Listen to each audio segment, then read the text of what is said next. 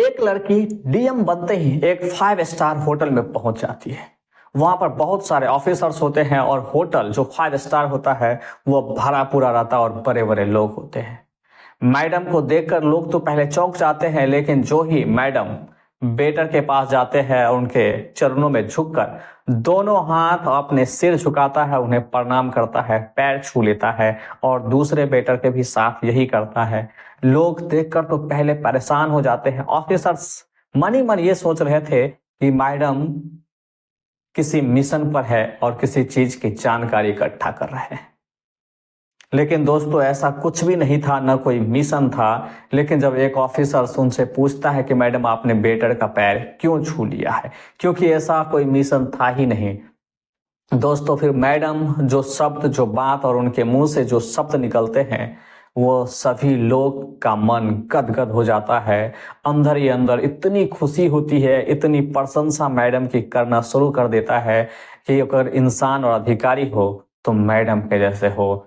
दिल वाला अगर कोई है तो मैडम से बड़ा शायद कोई नहीं होगा, क्योंकि इस तरह की मानवता और इस तरह का व्यवहार देकर हर कोई चौंक चुका था। दोस्तों आखिर जानते हैं कि क्यों मैडम ने वेटर का पैर छू दिया।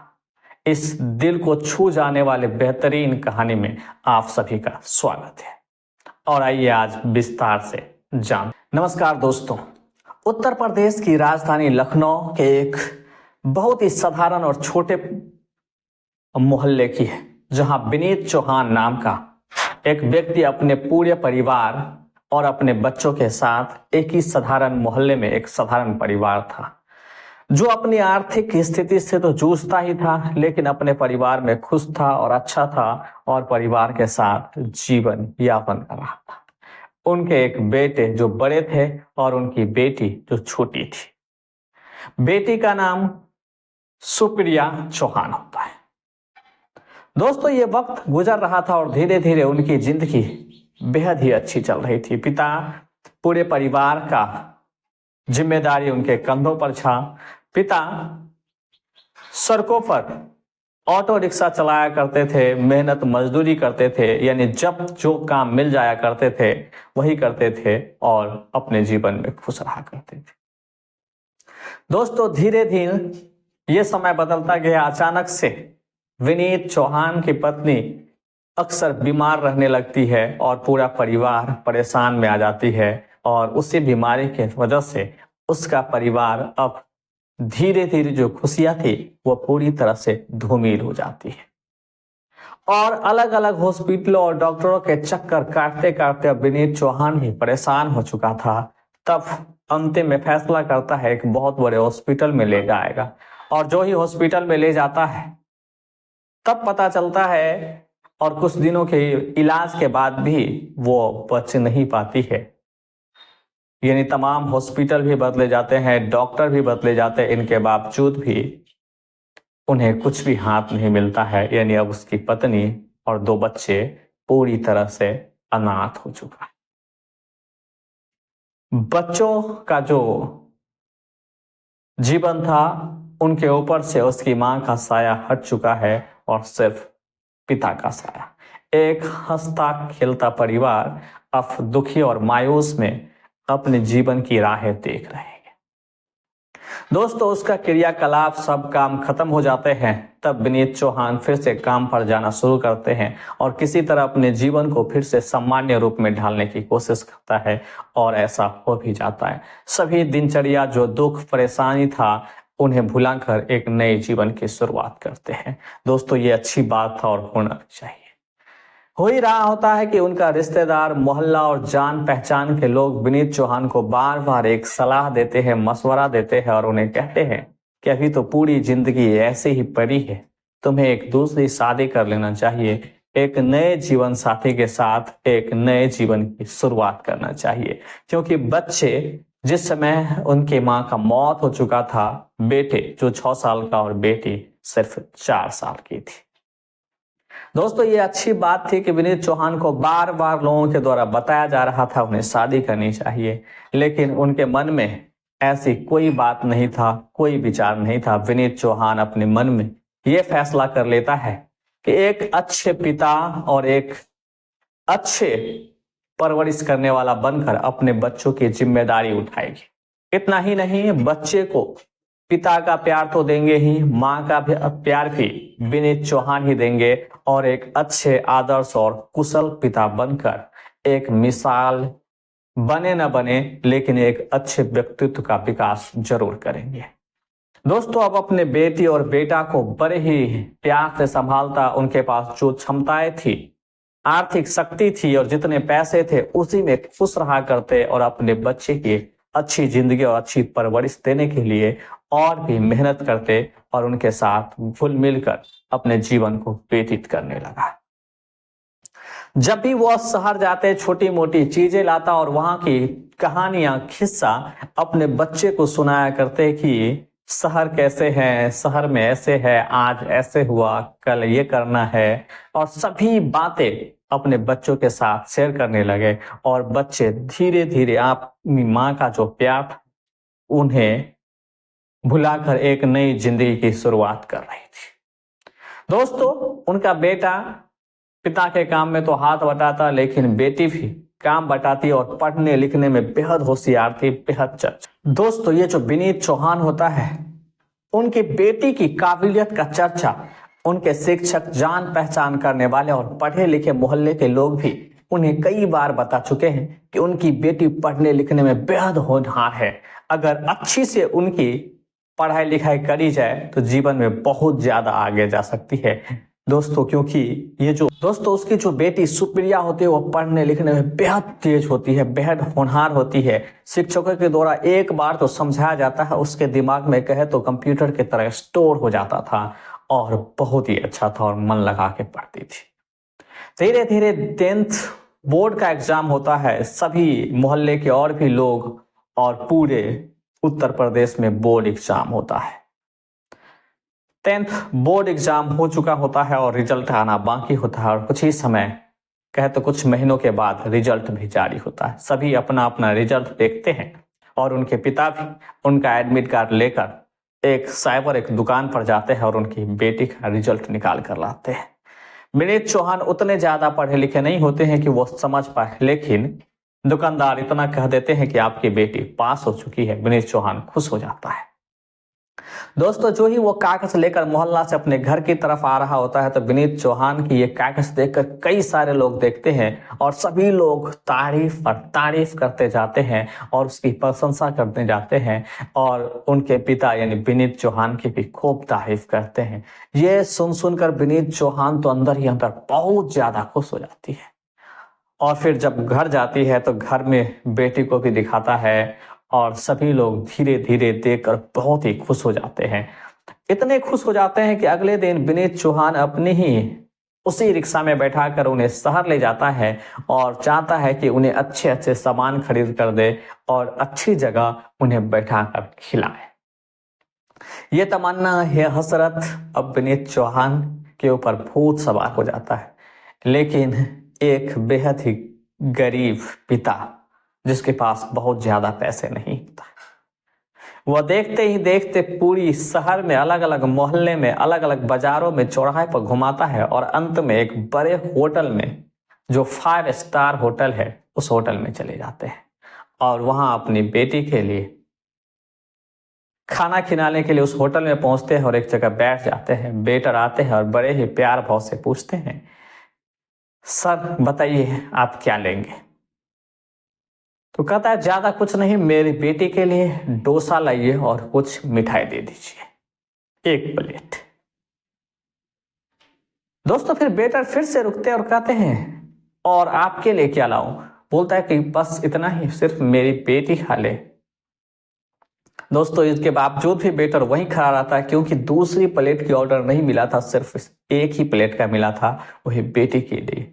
एक दूसरा वेटर आता है और उस लड़की को जो देखता है तो उन्हें पहचान जाता है, बल्कि उसका पहचान इसलिए जाता है कि बोर्ड एग्जाम जो हुए एक ही दिन हुए हैं और उनका फोटो प्रिंट मीडिया में, पेपर में आ चुका था और सब लोग तारीफ कर रहे थे कि एक ऑटो रिक्शा चलाने वाली बेहद ही गरीब साधारण परिवार का बेटी उसी जिले का टॉपर है। स्कूल नहीं बल्कि एक जिला का टॉपर है और सबसे ज्यादा मार्क्स लाया है। और इतना ही नहीं, वह गांव में रहकर मेहनत की है, उन्हें ज्यादा कुछ भी सुविधाएं नहीं मिली है, बेहद ही निम्न सुविधा में रहकर भी एक उत्तम दर्जे का रिजल्ट लाया है, जबकि जिला का टॉपर बन चुकी है। ना जान पहचान लोगों भी वो अब जानने लगा था, नाम से भले ही नहीं चेहरा से पहचानने लगा था। अब वो समझ चुका था कि ये वही शख्स है जिनके पिता बेहद गरीब है, पैसे नहीं है।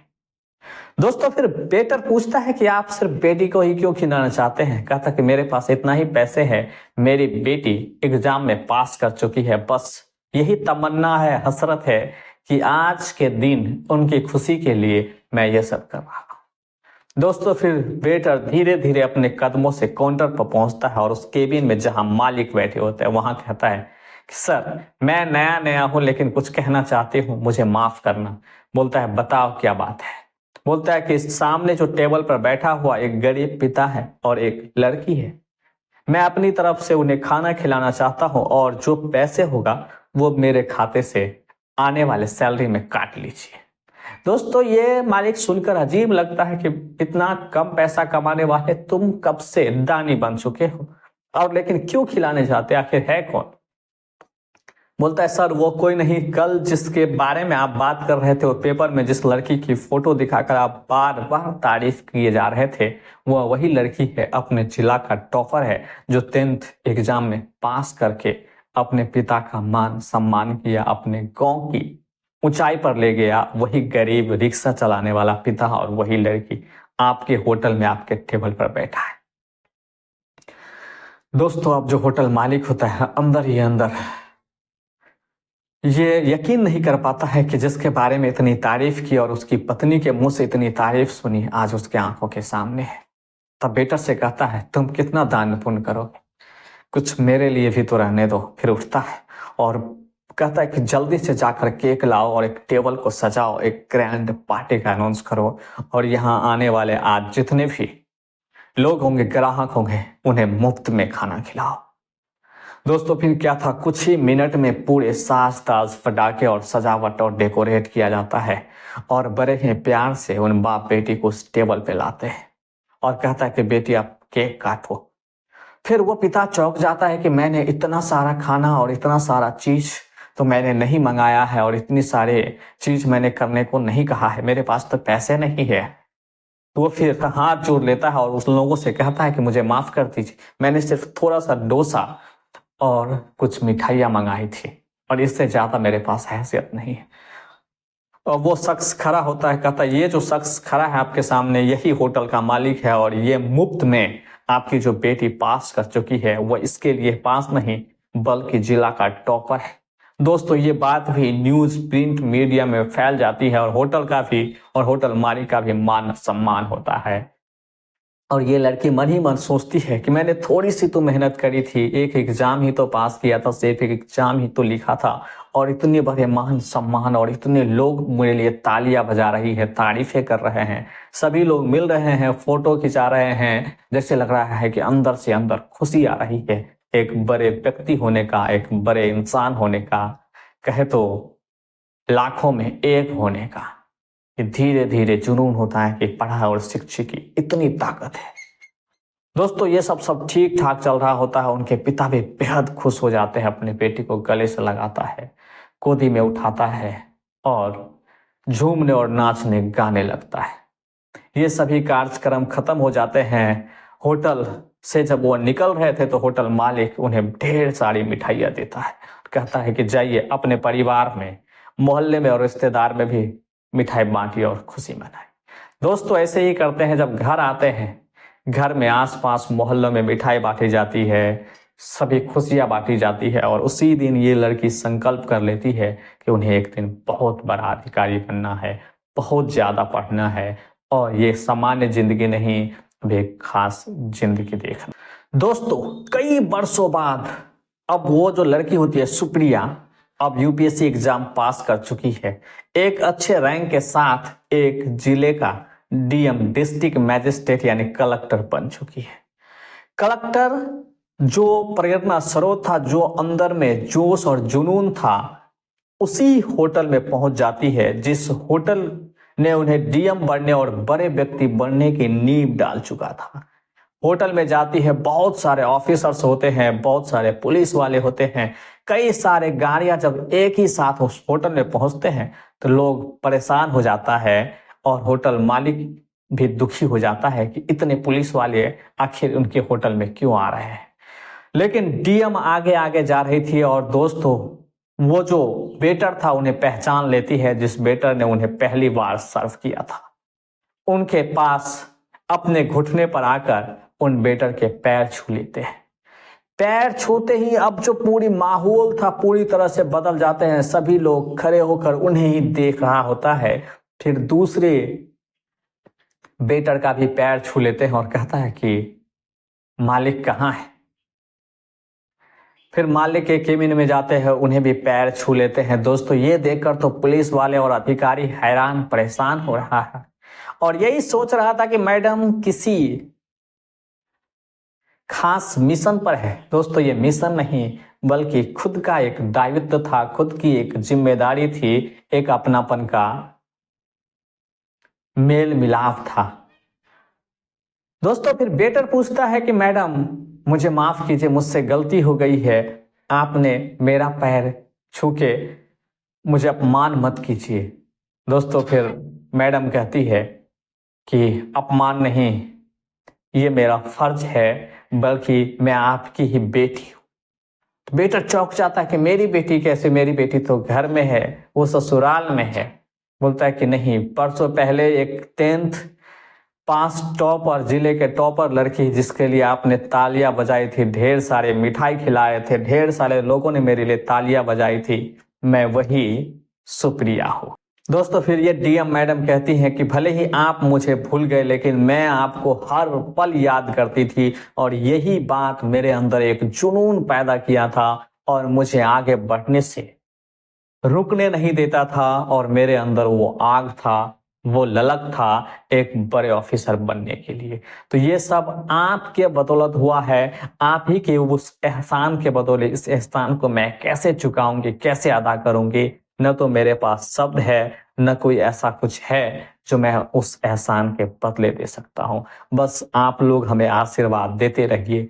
आज मैं वो साधारण लड़की नहीं, लेकिन आपके बदौलत आज डीएम बन चुकी हूँ, यानी आज कलेक्टर हूँ, सिर्फ और सिर्फ आप लोगों के वजह से। आपने मुझे पिता के समान प्यार दिया, सम्मान दिया, एक आदर दिया और वो इज्जत दी जिसके बदौलत मैं आज पहुंच यहाँ चुकी हूँ। दोस्तों ये बात सुनते ही लोगों ने खूब तारीफें करना शुरू की कि डीएम हो तो ऐसा होना चाहिए जो गरीब को भी एक एक एहसान को याद रखता है और इंसान को इंसान की तरह ट्रीट करता है, उन्हें परेशान नहीं बल्कि प्यार के लफ्जों के साथ उनके साथ मेल मिलाप करता है। दोस्तों अपनापन, प्यार, सम्मान और इज्जत और समय, ये वो दौलत है जिन्हें खरीदी नहीं जा सकती। न ये पैसे के मोहताज होते हैं बल्कि इन्हें एहसास किया जा सकता है, इन्हें अंदर और आंतरिक मन से किसी को दिया जा सकता है और किसी को लिया जा सकता है। इसी ने दोस्तों सुप्रिया को एक बहुत बड़ा व्यक्ति बनाने के लिए और एक अच्छे इंसान और एक बहुत बड़े व्यक्ति बनने के लिए प्रेरित किया और वो बन भी चुकी है। दोस्तों उस बेटर ने उन्हें एक गरीब पिता और गरीब बेटी का मान और सम्मान इतना बढ़ाया था कि उन्हें लगा था कि वो बहुत बड़ा आदमी है और इसी जोश उत्साह के साथ उन्होंने आगे की जिंदगी जी ली। और आज वही सुप्रिया जो आज सामान्य व्यक्ति नहीं बल्कि आज डीएम है, एक डीएम होकर उसी बेटर के पैर छूते हैं, उसी होटल मालिक के पैर छूते हैं जो आज जिला के मालिक है। आज इसके वजह से, इस लड़की के वजह से उनका मान सम्मान और इज्जत उस शहर में और भी 4 गुना हो गया था, जिस तरह उस लड़की का उस दिन हुआ था। इसी तरह दोस्तों कहते हैं ना, जैसे करोगे वैसे ही पाओगे। इसलिए हमेशा जिंदगी में एक दूसरे के साथ अच्छी विचार और अच्छी संगति बनाकर रखना चाहिए ताकि आपको भी उसके बदले में एक अच्छी संगति मिलेगी, एक अच्छे तोहफे मिलेंगे। डीएम मैडम ने उन्हें ढेर सारे तोहफे दिए और ढेर सारे सम्मान से उन्हें सम्मानित किया। और इतना ही नहीं, आप मेरे पिता समान है। डीएम आवास आप लोगों के लिए हमेशा खुली हुई है, जब मर्जी तब आते जाते रहे। दोस्तों, ये बात भी सच है कि कोई भी व्यक्ति इस दुनिया में शत्रु या मित्र बनकर नहीं आता है। हमारा व्यवहार, विचार, शब्द ही या तो दुश्मन बना देता है या मित्र बना देता है। लेकिन डीएम मैडम ने और उस बेटर ने जो दिल खोलकर एक सच्चे भाव से अपनापन का भाव दिखाया, और उसने भी उसके तोहफे में उससे 4 गुना अपनापन मिला, 4 गुना सम्मान मिला, और आदर, इज्जत और उनकी महिमा हुई, उनकी तारीफ हुई। दोस्तों, इसके बारे में आप क्या सोचते हैं, हमें कमेंट करके जरूर बताएं। और यहाँ तक आ गए तो वीडियो पे एक लाइक कर दीजिए और चैनल को भी सब्सक्राइब कर दीजिए।